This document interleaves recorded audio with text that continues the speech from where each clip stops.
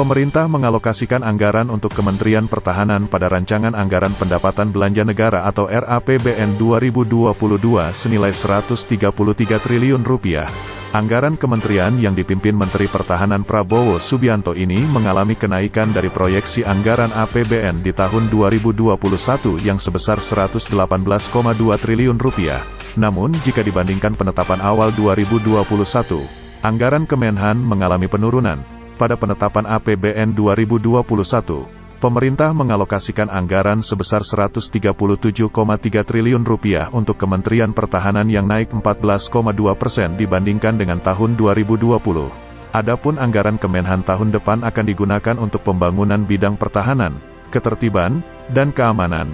Ini untuk menjamin pelaksanaan program-program pembangunan nasional agar dapat berjalan sesuai dengan yang telah direncanakan. Pada tahun 2022 pemerintah akan melanjutkan kegiatan prioritas dan strategis dalam rangka mendukung penegakan pelayanan hukum, terwujudnya pemenuhan minimum essential force secara bertahap, pemenuhan Almatsus, penanganan dan penyelesaian tindak pidana umum, narkoba, dan terorisme.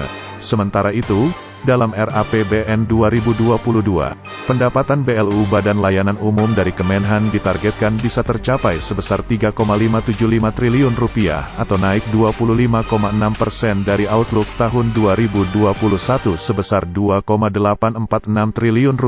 Pemerintah Indonesia sebelumnya dilaporkan telah menyetujui kesepakatan pembelian 6 unit jet tempur latih atau trainer dari perusahaan Dirgantara Korea Selatan atau Korsel, Korea Aerospace Industry. Mengutip dari media setempat, kesepakatan itu sendiri bernilai $240 juta atau setara Rp3,48 triliun. Nantinya jet bertipe T-50 itu akan dikirimkan secara bertahap. Berdasarkan kesepakatan itu, KAI akan memasok 6 jet latih canggih T-50 ke Angkatan Udara Indonesia dari tanggal 16 Desember tahun 2021 hingga tanggal 30 Oktober tahun 2024. KAI sebelumnya juga mencapai kesepakatan penjualan 16 jet latih T-50 senilai $400 juta. Jet ini telah digunakan beberapa negara seperti Irak, Thailand, Turki, Peru, dan Filipina sejak dirakit pada tahun 1999. Namun sayangnya belum ada komentar resmi dari Kementerian Pertahanan. CNBC Indonesia masih meminta konfirmasi lebih lanjut.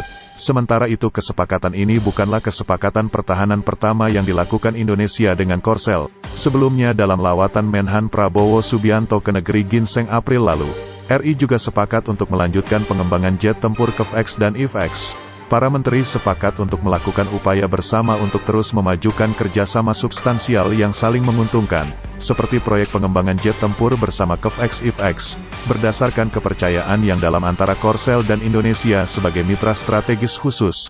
Tulis pernyataan resmi Kementerian Luar Negeri Korsel, Indonesia sendiri sedang getol dalam modernisasi alutsista. Hal ini terungkap dalam keterangan yang disampaikan Kepala Staf Angkatan Udara Kasau Marsikal TNI Fadar Prasetyo beberapa waktu lalu. TNI AU beberapa waktu lalu. Mulai tahun ini hingga 2024 akan ada akuisisi berbagai alutsista modern secara bertahap. 2 di antaranya yaitu pesawat multi-role combat aircraft Dassault, Rafale, dan F-15X.